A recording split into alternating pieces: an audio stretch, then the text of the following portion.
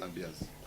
Ok, merci beaucoup, Président. Vous êtes le président des mouvements Congo Paradis par rapport à la xénophobie qui se fait ici en Afrique du Sud. Tant que président, quelle est votre réaction? Yangi et Yannick Wenge, merci beaucoup, je disais, pour m'avoir reçu ce jour. Vous savez, il y a beaucoup de politiques au Congo chez nous.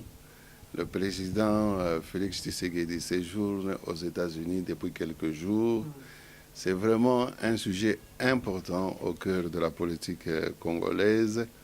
Mais nous ne pouvons pas, en dehors de ce sujet si captivant, parce que vous savez, les gens n'ont cessé de dire des choses sur le président Félix avant qu'il ne parte aux États-Unis, pendant qu'il séjourne là-bas. Tous ces mouvements sont surveillés à la loupe. Mais je voulais, avant d'aborder ces questions là-bas de politique générale chez nous, je voulais un peu qu'on puisse s'attarder sur la situation xénophobie en Afrique du Sud, parce que ça affecte les relations entre les Congolais et les Africains venant d'autres pays qui vivent en Afrique du Sud, et ça affecte même nos relations, en tout cas au niveau des non-pays respectifs. Et je dois signaler ici qu'il y a eu, n'est-ce pas, en marge de ces attaques qu'on a connu ici en Afrique du Sud. Ce n'est pas la première fois qu'on connaît ça. En 2008, je crois, et en 2012, et c'était curieusement toujours avant les élections en Afrique du Sud qu'on a connu de telles tensions.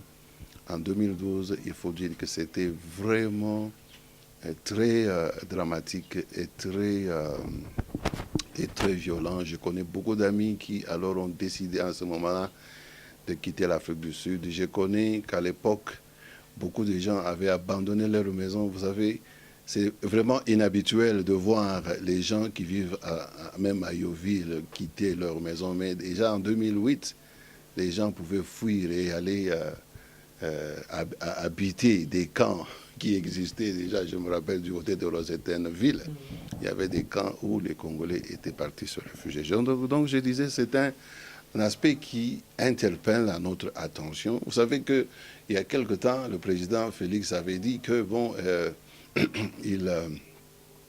il demandait aux Congolais de considérer de rentrer au pays. Et vous savez, beaucoup de gens se permettent de faire des commentaires malsains, des fois, ou des commentaires vraiment déplacés pour attaquer à cette époque-là le président de la République, mais Félix Tshisekedi, alors que nous, ici, qui vivons en Afrique du Sud depuis des années et comprenons très bien les implications, les enjeux, le contour de la politique sud-africaine et leurs effets sur notre communauté, particulièrement la communauté congolaise et la communauté des ensembles de pays africains qui vivent ici. Donc nous avions été vraiment réservés par rapport aux remarques ou aux attaques malsaines qu'avait subi notre président. Parce que nous savions que l'Afrique du Sud, dans les jours à venir, pouvait encore connaître la résurgence, n'est-ce pas, des attaques xénophobiques. Eh bien, voilà, nous avons encore affaire à des attaques xénophobiques. Et j'ai vu dans les réseaux sociaux certains messages où on prétendait que le président mettrait à la disposition des Congolais des avions pour que ceux qui veulent rentrer puissent retourner en paix. Donc vous voyez bien encore que dans la simplicité, le président, c'est comme s'il avait vu loin, avait compris que des enjeux pareils pouvaient arriver dans son exercice, dans l'exercice de son mandat. Voilà, ça n'a pas fait un mois, ça n'a pas fait 2 mois, il y a eu des polémiques, mais aujourd'hui, nous avons une situation de réfugiés. Alors, je disais que, bon, à part ce commentaire-là où je fustige les Congolais qui insultaient même notre président, je me rappelle, il y avait un monsieur de Corée qui vivait, un professeur là qui était en Corée, qui aussi avait fait une émission pour attaquer le président en disant qu'il n'a pas l'expérience et tout ça. Eh bien, nous avons vraiment l'habitude, nous les Congolais, comme j'ai entendu un pasteur qui parlait au Canada, qui disait que les Congolais, c'est un peuple bizarre parce que la façon dont le Congolais insulte leur leader, c'est du jamais vu au monde. Et quand vous voyez que même ceux qui sont prédominants dans les critiques et même dans de tels langages chez nous, si nous pouvons prendre l'image des gens comme les Bokechu, voilà un peu l'image du Congolais, parce que beaucoup de gens ont tendance à accepter les langages déplacés comme ceux de Bokechu. Chers frères, il faut que vous vous rendiez compte que tout ce que nous faisons est en train de vendre une image du Congolais à l'extérieur. Alors, quand nous vivons au cœur des attaques xénophobiques, et que nous devons, nous, aller plaider pour le sort du peuple congolais. Mais quand les Sud-Africains, par exemple, parce que nous vivons en Afrique du Sud, se rendent compte de la manière dont les Congolais se traitent les uns envers les autres, eh bien, ils peuvent nous réserver un traitement pire que celui que nous réservons même à notre président de la République, qu'on insulte de n'importe quelle façon. C'est regrettable, peuple congolais, notre état mental, notre état moral est vraiment en mauvaise position. Je disais, ce pasteur là-bas, il avait fait un extrait en disant qu'on l'insultait, on parlait de mal contre lui par des personnes qu'il n'avait même jamais rencontrées. Eh bien, le poison, on dit, ben, les Rwandais tuent les Congolais, attention, Kevin poison, mais le Congolais lui-même est un poison vivant. Donc nous oublions que le malheur qui nous a frappés, nous sommes en grande partie responsables, parce que regardez comment nous traitons notre président. Nous oublions vite que même entre nos communautés, nous ne nous traitons pas les uns les autres correctement, on ne se supporte pas les uns les autres. Donc, on a vraiment tendance à démoniser certaines communautés et d'autres. Et vous savez qu'il y avait la commémoration, n'est-ce pas, du génocide rwandais il y a quelques jours. Les gens, je me permets même de faire encore ce commentaire. Entre-temps, le président Félix était au Rwanda, vous savez, il a été reçu par Kagame parce qu'il était parti dans le cadre, n'est-ce pas, je ne sais pas, d'un forum des CEO, c'est-à-dire des chefs de compagnie. Eh bien, il a pris l'occasion pour aller au mémorial des génocides rwandais. Les gens aussi ont dit des choses. Regarde ce monsieur, c'est un traître. On n'a jamais fait quelque chose pour les Congolais qui sont morts. Mais, chers frères, Félix n'a même pas encore 3 mois au pouvoir. Son gouvernement n'est pas encore sorti. Son programme n'est pas encore bien connu. Et les gens se permettent avec malveillance de parler autant mal contre leur chef. J'ai dit, la façon dont nous sommes traités les Congolais, parce qu'on nous a maltraités en Angola, on nous a maltraités à Brazzaville, n'oubliez pas vite. Mais n'oubliez pas, je vous rappelle, que nous les Congolais, on nous traite mal, parce que nous, entre nous-mêmes, nous nous traitons aussi très mal. Nous vivons ici en Afrique du Sud, vous ne pouvez pas entendre le langage aussi déplacé contre le président, par exemple Cyril Ramaphosa, Oki, et que les gens pourraient être en train d'applaudir. Chers frères et sœurs, nous devons un peu interpeller l'état moral ou les valeurs morales du peuple congolais. Donc Yannick, voilà, je voulais un peu faire le parcours, mais je veux rentrer toujours sur cette question de xénophobie en disant que c'est aussi une occasion pour pouvoir interpeller la politique des dirigeants africains. Vous savez, nous qui avons vécu chez en Afrique du Sud, ça fait des années, nous avons vu comment est-ce que la politique sud-africaine a évolué du temps de Mandela, comment elle s'est comportée du temps de Thabo Mbeki et du temps de Zuma et maintenant du temps de Ramaphosa. Vous savez, quand on parle de xénophobie, Ramaphosa a, dans une conférence publique ou dans un discours public, malheureusement, il avait utilisé de manière déplacée une référence aux étrangers, en disant que les étrangers envahissent nos townships. Hein? Donc ils envahissent nos townships, ils n'ont même pas de papier d'autorisation pour faire le business, ils envahissent nos townships. Vous savez, est-ce qu'il l'a fait par erreur ou bien il l'a fait intentionnellement? Je vous ai dit que depuis 2008, nous avons assisté à de tels événements où successivement les chefs d'État sud-africains ont dit des mots déplacés contre la communauté des Africains ou des étrangers africains vivant particulièrement en Afrique du Sud. Mais vous savez, parlant de ça, j'ai parlé de la politique des dirigeants africains. Bon, vous allez constater que la médiocrité, la défaillance que nous décrions dans le chef des politiciens congolais, elle n'est pas seulement unique aux Congolais. Elle est aussi un cas dans la communauté des Sud-Africains. Nous avons cette médiocrité qui s'est installée dans le chef des politiciens africains. Je vous donne un cas, je vous dis que vous avez les Africains, les Sud-Africains ici, vous avez des partis politiques où vous pouvez trouver des Chinois qui sont acceptés. Mais même au Congo, il y a des partis politiques où vous pouvez trouver des Chinois. Quand même ici en Afrique du Sud, vous trouvez des partis politiques où il y a des Chinois. Vous trouvez des partis politiques où vous trouvez les Blancs qui sont venus en Afrique du Sud il n'y a pas longtemps. On ne leur fait pas de problème.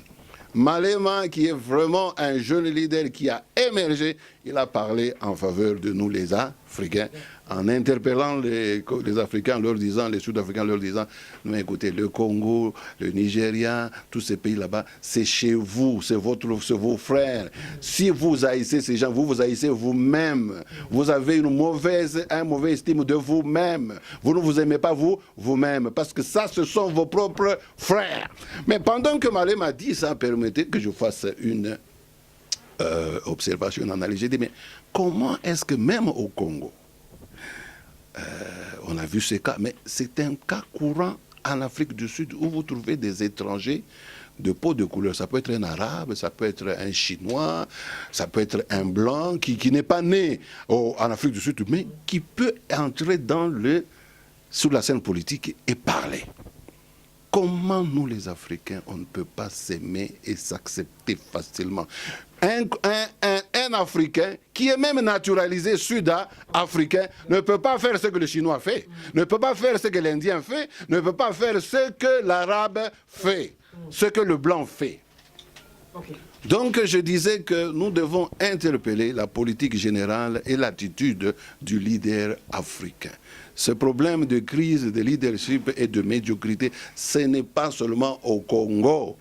Nous l'expérimentons en Afrique du Sud et je sais que cela se fait ailleurs parce que j'ai cité l'Angola où on a chassé, on a maltraité les Congolais, et le Brazzaville où on a maltraité les Congolais. C'est la défaillance de leadership au niveau continental, au niveau africain. Donc, je voulais dire que de temps à autre, nous allons, nous en Afrique du Sud, aborder ces aspects pour tenir informés ceux qui sont au pays de comment est-ce que nous sommes perçus et de comment est-ce que nous vivons dans ces pays à l'étranger que nous avons choisi comme notre prochaine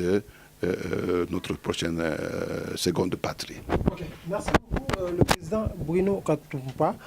Que pensez-vous par rapport à la refus de visa à Jean-Pierre Bemba aux États-Unis?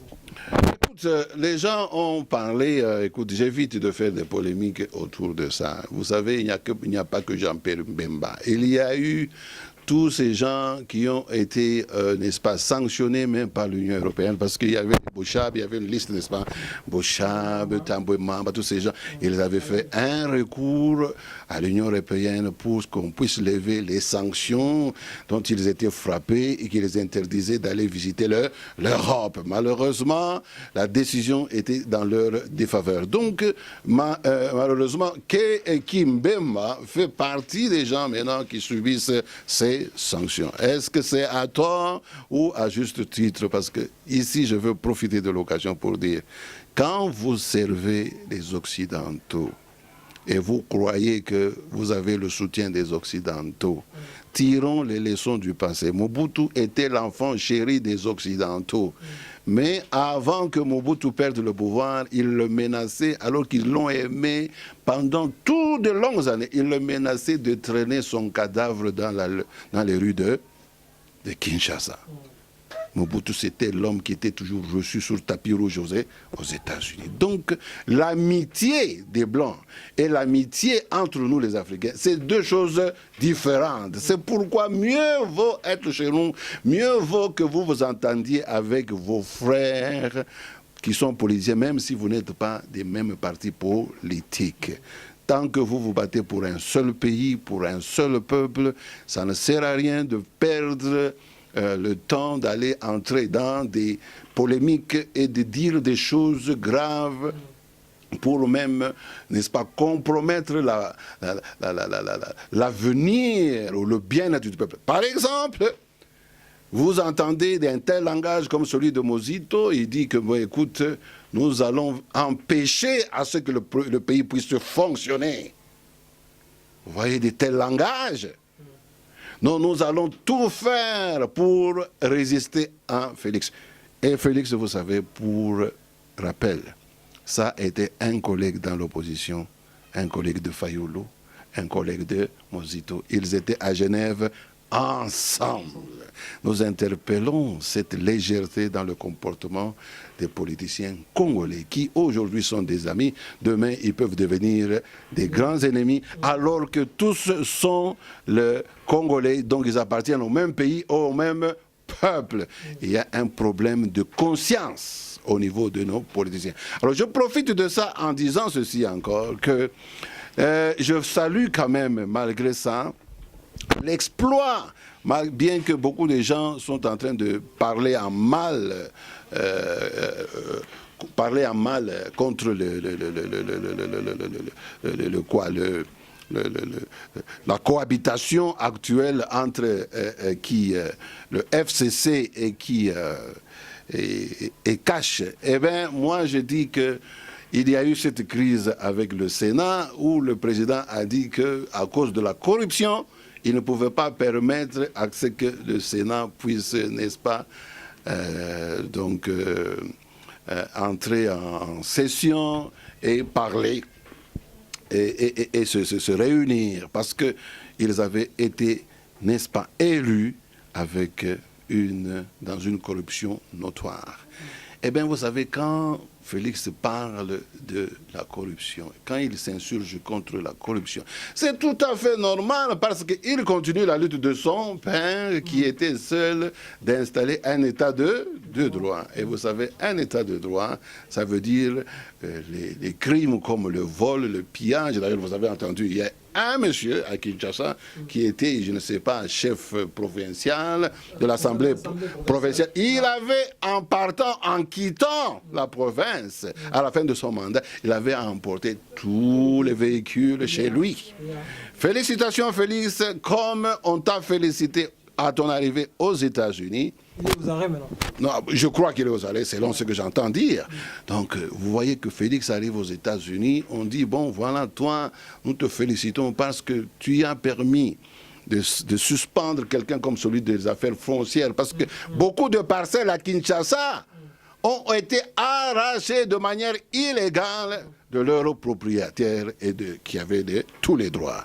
Donc, maintenant, on a mis quelqu'un comme ministre provisoire, c'est M. Emmanuel Lunga. Vous savez, Emmanuel Lunga, nous l'avons connu ici en Afrique du Sud, où il était de passage dans notre organisation, dans les forums de discussion que nous organisions. Il y avait une fois le passage et la présence d'Emmanuel Ilunga. Donc de passage, nous lui souhaitons la bonne chance, le courage pour faire un bon travail. Bon, alors nous attendons beaucoup de lui. Moi, j'ai aussi des cas personnels que je viendrai soumettre à son bureau parce que j'ai des cas, des gens de famille et des institutions que je connais qui ont souffert de la méchanceté des politiciens congolais qui, plongés dans la corruption, ont arraché les parcelles aux simples citoyens congolais qu'ils étaient censés protéger. En tout cas, bravo au président Félix. Nous allons parler encore davantage sur les contours de son arrivée aux États-Unis. À toi, Félix Wengue. Mais président, quelle est votre réaction? Vous pensez comment par rapport à la visite du président Félix Tshisekedi? Oui, quels sont vos commentaires? Parce que qu'est-ce que vous avez entendu dire? Comme ça, je peux élaborer sur les choses. L'absence de Donald Trump, Bayambi était dans le tapis rouge, ok, Omoni, moi je pense qu'il y a une démarche de Félix que tout le monde doit comprendre ici. Contrairement à la distraction de la majorité des Congolais et des acteurs politiques congolais, Félix, son pouvoir a été caractérisé, et j'ai suivi une des interviews qu'il a faites, d'ailleurs, il y a longtemps, que ce qui est particulier à lui, c'est que sa guerre ou sa lutte a été caractérisée par une agression, une agressivité diplomatique. Félix, il a eu le temps de voir beaucoup de chefs d'État avant même qu'il ne puisse être proclamé vainqueur aux élections. On l'a vu au Ghana, il partait au Kenya, il a vu même le président sud-africain ici. Donc il a rencontré déjà beaucoup de chefs d'État avant qu'il ne soit intronisé, avant qu'il ne soit voté. Donc c'est là la démarche qui est tout à fait différente par rapport à la démarche de son défunt père, qui lui était vraiment un combattant, un militant. Donc, mais Félix vient avec une approche diplomatique. Bon, c'est dans ce cadre-là que je mets son approche aux États-Unis. Il n'a pas attendu l'invitation de Trump, parce qu'il a mis au cœur de ses préoccupations, n'est-ce pas, la relance économique. Parce qu'avant même que le gouvernement ne soit désigné, vous voyez que la préoccupation de Félix, c'est d'avoir un gouvernement qui a les moyens de sa politique. Ça veut dire qu'il y a tout le soutien financier et le soutien diplomatique nécessaire pour sa politique. Et maintenant, avant que Trump ne puisse l'inviter officiellement, Félix n'a pas hésité, n'est-ce pas, d'aller faire campagne auprès des business américains, auprès de tous ces investisseurs américains, parce que Félix veut faire de son mandat une spécialité. C'est vraiment la relève et relance économique du Congo. Nous avons beaucoup souffert. L'exemple à l'œuvre avec le programme des 100 jours nous montre que ce président est décidé de faire la différence dans l'histoire du Congo. Nous avons vu comment les routes... Moi, j'étais à Kinshasa, tu sais, Yannick. Et bon, j'ai appris qu'on était en train d'arranger la route, l'avenue Sayo. Et j'étais sur l'avenue Sayo. Bon, écoutez, moi, je vis en Afrique, ça fait au moins 30 ans. Mais alors, être à Kinshasa pendant une période, donc après 20 ans, 15 ans, ça me faisait un grand plaisir. Mais quand j'étais sur l'avenue Sayo, mais j'étais vraiment... Parce que c'est une avenue aussi, je comprends qu'il va aussi en ville. Mais je vous dis que c'était un désastre. Mais avoir appris que dans les priorités de 100 jours, l'avenue Sayo était dans le programme, était retenue comme route ou avenue à réfectionner.